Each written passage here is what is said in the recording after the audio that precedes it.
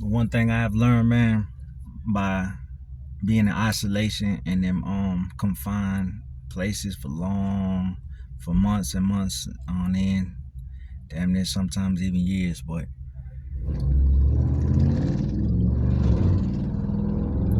writing, writing for me was my therapy. Writing for me was my therapy. You know what I'm saying? I've always found a way to get either one of the female guards or one of the trustees that come in to give us haircuts to bring me a notepad and a pen, quite a few pens or whatever.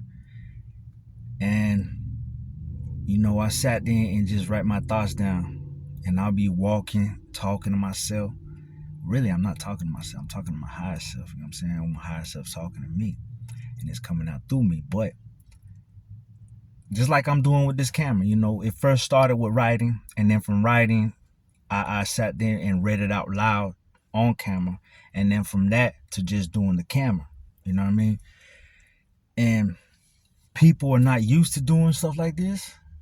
There's only a chosen few that do this.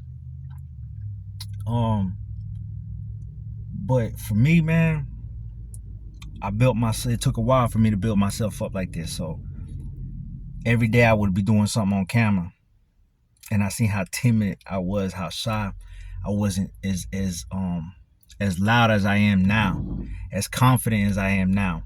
The power I possess, I didn't have that back then. I had it, it just I didn't know it. So writing, reading, drawing, fucking this camera, this camera and shit is therapy for me. You know what I'm saying? It helps me out on so many levels, man. It's not gonna argue with you. This shit right here is not gonna argue with you. It's not gonna motherfucking give you some indirect motherfucking disrespectful shit. It's not gonna try to dominate the conversation. It's not gonna talk back to you. It's not gonna try to cut you off. None of that. It's just sitting here. Just what it's doing now. It absorb whatever you give it. You know what I'm saying? So